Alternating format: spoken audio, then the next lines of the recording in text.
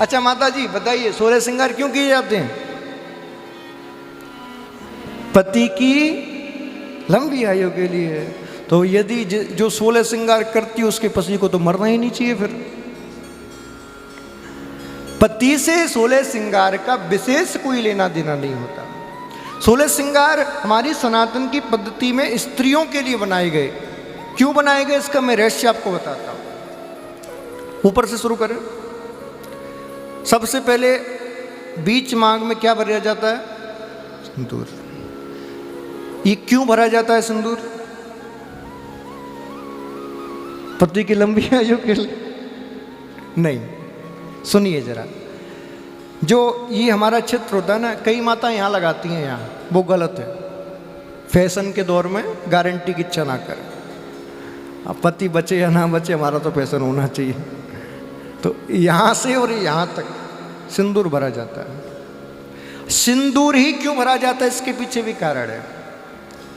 यहाँ पर एक नाड़ी होती है जिसको ब्रह्मरंध्र कहा जाता है। इस स्थान को जहाँ पर हमारी चोटी है ना, इसको आखिरी चक्र, सप्त चक्रों में आखिरी चक्र कहा जाता है। यहाँ पर जो नाड़ी होती है जिसको बोलते हैं सुषुम्ना नाड़ी। क्या बोलते हैं? ये नाड़ी स्त्रियों की बड़ी कमजोर होती है। इस बात को जब ऋषियों ने खोजा तो देखा कि इस नाड़ी की वजह से सूर्य की जो किरणें डायरेक्ट स्त्रियों के माथे पर पड़ती हैं, उससे स्त्रियों को विकार उत्पन्न हो रहे थे। कैसे विकार? बोले उनको माइग्रेन की समस्या आ रही, कैंसर की समस्या आ रही, कई प्रकार के मन का विकार हो रहा, क्योंकि स्त्री का मन चंचल होता है, चंचला है। क्यों चंचला है? क्योंकि इसमें शक्ति ज़्यादा है। ये शक्ति मन इसका और ज़्यादा चंचल हो रहा है। तो संतों ने खोजा कि ये इस नाड़ी की वजह से हो रहा है। इस नाड़ी को कैसे भी करके कवर किया जाए। जब नाड़ी कवर हो जाएगी तो सूर्य की पड़ने वाली किरणों से स्त्री की रक्षा हो जाएगी। तो करें क्या करें? तो खोज की, और खोज की तो उनको मिला क्या? सिंदूर। जैसे ही सिंदूर मिला तो सिंदूर पर रिसर्च की, समझ में आया इसमें पारे की मात्रा है। जब पारे मिश्रित सिंदूर को लगाया गया तो क्या देखा गया? बोले पारे मिश्रित सिंदूर के प्रभाव से एक मोटी परत इस स्थान पर जम गई, और जब सिंदूर के ऊपर सूर्य की किरण पड़ती हैं तो परावर्तित होकर लौट जाती हैं। स्त्री के शरीर पर फिर उसका दुष्परिणाम नहीं होता। पहली बात समझ में आया। दूसरा, पारे में ऐसा गुण होता है कि यदि सिंदूर मिश्रित पारा लगाया जाए तो स्त्री की सुंदरता में वृद्धि होती है। बहुत जल्दी झुर्रियां नहीं पड़ती चेहरे पर। एक अलग प्रकार का तेज स्त्रियों के चेहरे पर रहता है उस पारे की वजह से, चमक रहती है। इसलिए पारे मिश्रित सिंदूर को लगाया गया। दो कारण, एक तो सुंदरता की वृद्धि हो और दूसरा सूर्य की किरणों का गलत प्रभाव ना पड़े। अब इसको पति की लंबी उम्र से क्यों जोड़ा गया? बोले यदि इसको विज्ञान से जोड़ देते तो कोई मानती नहीं, इसलिए पति की लंबी उम्र से जोड़ दिया गया। क्यों? क्योंकि हमारे सनातन के लोग भावुक हैं, अपने लोगों के लिए वो कुछ भी काम कर सकते हैं।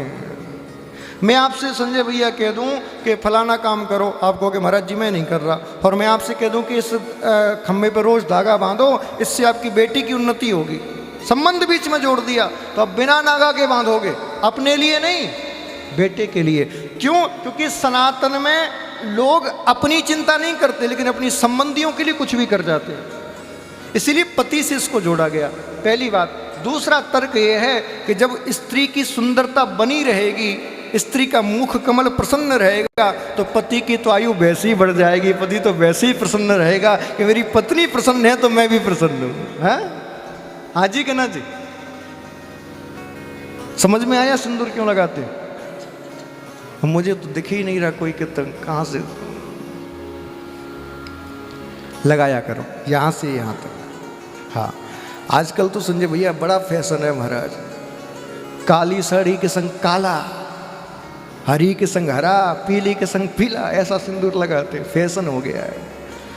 उसमें गलती इनकी नहीं है, गलती ये है कि माँ बाप ने यही सिखाया। बोले केवल पति के लिए ये चिन्ह है, पता चल जाए कि तुम शादीशुदा हो।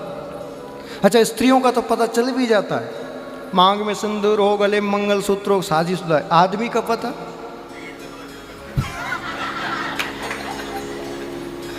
आदमी का पता कैसे चले कि शादीशुदा है? क्यों माता जी, इनको भी गले में लटकाना चाहिए कि नहीं? एक लगना है नियम से, जरूरत ही नहीं लटकाने की, क्योंकि जो शादीशुदा होता है आदमी, उसको तुम देख लो, उसकी बेचारे की शकल ही लटकी हुई होती है। तो जिसकी शकल ही लटकी हुई है समझ लो शादीशुदा है पक्का। यानी कितने दिन हो गए इसको हंसे हुए बेचारा ना, इसलिए फिर 7 दिन की छुट्टी लेके आता है, कम से कम वृंदावन में हंस तो लूं। बोलो राधे राधे। तो पहली बात, अब थोड़ा नीचे उतरिए। बिंदी क्यों लगाई जाती है ये मैं नहीं बताऊंगा, क्योंकि कल बता दिया था। तिलक क्यों लगाया था कल बता दिया था। कानों में कुंडल पहने जाते हैं, माताएं पहनती हैं। जी जी, आपकी गलती, हमारी थोड़ी है। यूट्यूब पे पूरी कथा डली है, रिपीट करके सुन लेना। एक ही बात को रोज बताते रहेंगे तो बात वहीं बढ़ी रहेगी। जो पहले आएगा वो पहले पाएगा। हाँ हाँ, तो बिंदी का मैंने कल बता दिया था। कानों में कुंडल क्यों पहनते हैं? हमारे सनातन धर्म में स्त्री और पुरुष दोनों के लिए कुंडल पहनने का विधान।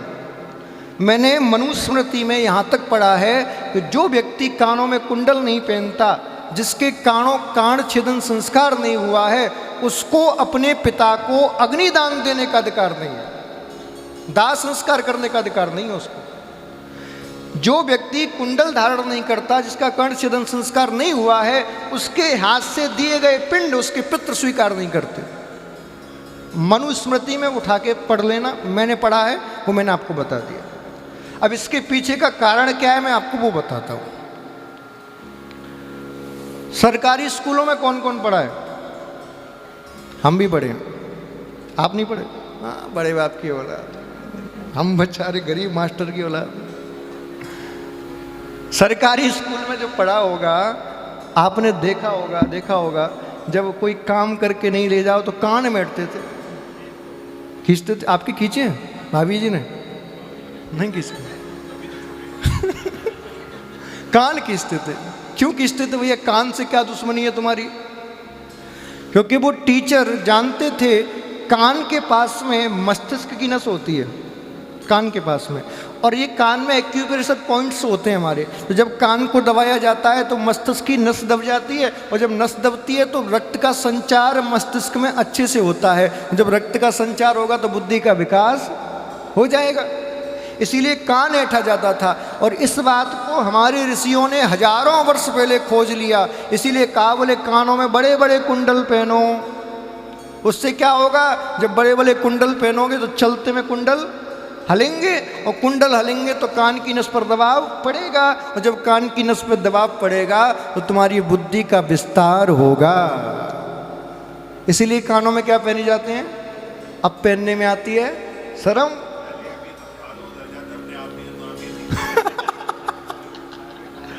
हाँ देखो माताएं भैया, जिन जिन भैयाओं ने कुंडल नहीं पहने हो वो तो खींच सकती हैं, जिन्होंने पहने उनके नहीं खींचने। हाँ, उन्हें डर इसलिए वो कि भाभी पर्दे के पीछे बैठ के सुन रही हैं।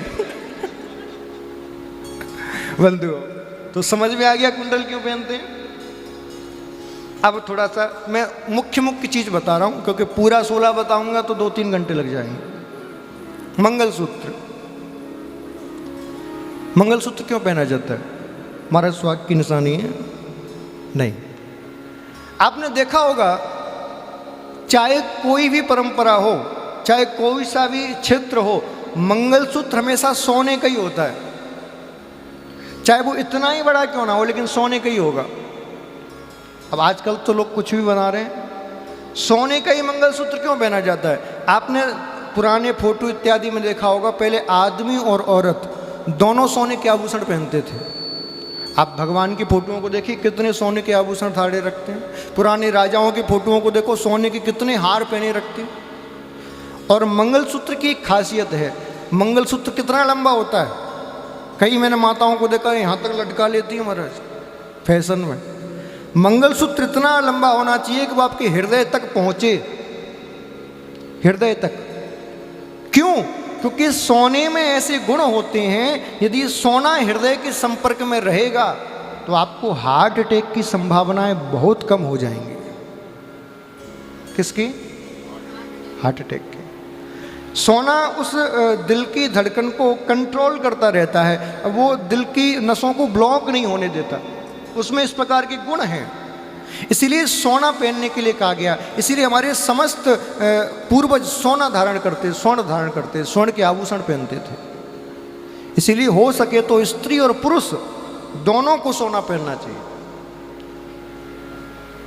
जैसे माताएं मंगलसूत्र बनवाती हैं, भैया लोग भी कुछ बनवा लें, पत्नी का नाम ही लिखवा लें, कुछ ना हो तो वो भी खुश, तुम भी खुश। हाँ नहीं तो चैन, इसके से चैन को खींचते हैं ना, चैन मत बनवाओ। जैसे हमने बनवा रखी है, ऊपर क्या है? माला। सबको यही लगेगा माला है, अंदर दबा लो, किसी को दिखे ही नहीं। दिल के पास होना चाहिए, संसार के पास थोड़ी होना चाहिए। वैसे ये तो पीतल का है, इसके ध्यान होते ना, पीतल का है, जांच करा ना पीतल का। हाँ, तो समझ में आया मंगलसूत्र क्यों पहना जाता है? ऐसी अन्य, जैसे बस एक बात और बता दो, पैरों में क्या पहनते हैं और बच्चे क्यों पहनते हैं? सुहाग की निशानी। यही तो सिखा है हमने, सुहाग की निशानी नहीं। चांदी ऊष्मा की सबसे ज्यादा सुचालक होती है। विश्वास ना हो तो लाइट में लगा के देख लेना, पता चल जाएगा। सबसे ज्यादा सुचालक होती है और इसमें शीतलता को खींचने का सबसे ज्यादा गुण होता है। प्रैक्टिकल करा करो, मेरी बात पे भरोसा मत किया करो। आज ही कमरे में जाके प्रैक्टिकल करना संजय भैया। क्या प्रैक्टिकल करना? एसी चालू कर देना, एक हाथ में रखना चांदी का कोई और दूसरे हाथ में रखना सोने का, और फिर 2 मिनट बाद चेक करना। जो धातु चांदी की होगी वो ज़्यादा ठंडी हो जाएगी, सोने की होगी वो कम ठंडी होगी। चेक करना। क्यों? क्योंकि चांदी में ऊष्मा को अवशोषित करने का ज़्यादा गुण होता है। इसीलिए चांदी कमर से नीचे पहनी जाती है। कमर से नीचे सोना नहीं पहना जाता, चांदी पहनी जाती है, और वो भी पैरों में पहनी जाती है। क्यों? क्योंकि पैर रहते हैं हमारे धरती के संपर्क में, तो धरती से जितनी ऊर्जा होती है, जितनी ठंडक होती है, चांदी उसको अवशोषित करके और सीधा हमारे माइंड पर पहुंचा देती है। और इसीलिए चांदी पहनने से हमारा मन शांत रहता है, बुद्धि शांत रहती है।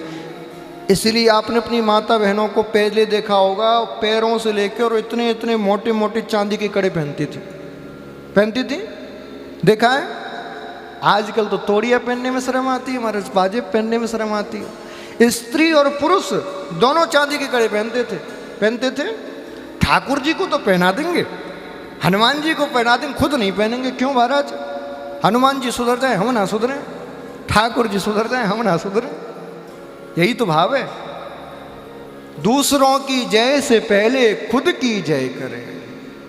जो वस्तु भगवान को अर्पित कर रहे हो, भगवान कहेंगे मुझे तो तूने अर्पित कर दी, लेकिन क्या तूने ये भोग कर देखी कि इससे सुख मिलता है कि दुख? तब तो मुझे अर्पित कर। इसीलिए पहले सनातन के नियमों का खुद पालन करें, तब जाके ईश्वर को वो वस्तु अर्पित करें।